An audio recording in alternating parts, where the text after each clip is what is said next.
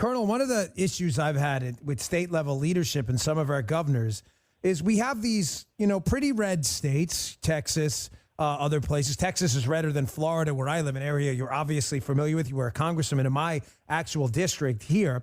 But you have these governors in these red states and lead red states. And when they get the chance to do conservative stuff, Colonel, they don't do it. I mean, I'm sure it aggravates you. It aggravates me.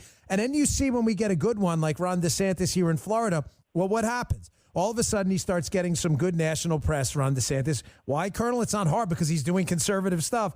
And then, as you noticed, wink and a nod, all these other so-called conservative governors all of a sudden start saying, oh, yeah, I'm going to do that, too, as if they couldn't have done it, too, in the first place. They just waited for DeSantis to lead the way. I'm glad they're doing it, but it kind of annoys me that they don't take a leadership role and then try to, claim the conservative mantle later. You get what I'm saying?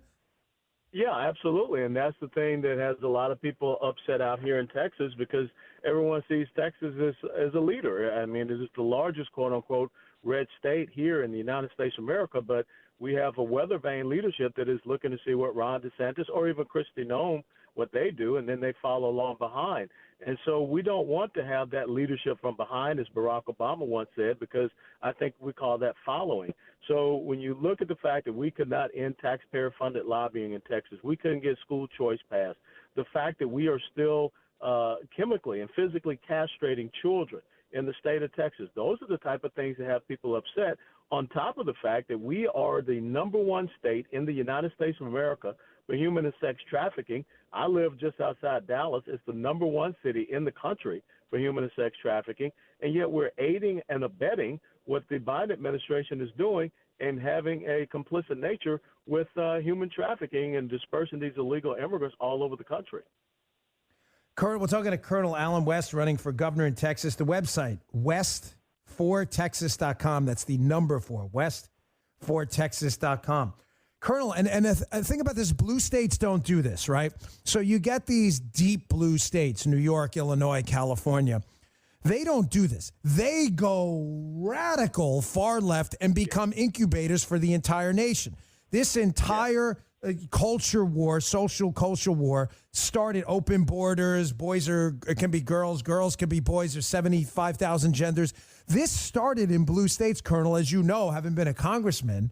This is not new. This is decades old. So my point here is that what irritates me about conservative state governors not doing conservative stuff is we have a chance to be a freedom and liberty incubator in Texas, right? Where we can do real stuff, low taxes, school choice, empowering a real empowerment of minority groups through deregulation and things like that. And we don't. Like you said, why is Texas not the beacon for the entire world for school choice, healthcare choice, super low taxes? I mean, it's really a shame that some of this stuff isn't happening there and is happening, in Florida. It's great it's happening in Florida, but it should be happening there first. Texas should be the leader. Well, I hate to say it, but that's the real problem that we are seeing in the Republican Party. You have this GOP establishment, these moderate Republicans, and they will admit that they are, and they believe that they can be successful by being a lesser version of the progressive socialist left. And you're just right. You just hit the nail on the head. When the left is in control, they're going to ram through their ideological agenda. But then when we have Republicans in control, they still want to water it down. Case in point, you know about the Texas Democrats from our state house that are up there in Washington, D.C.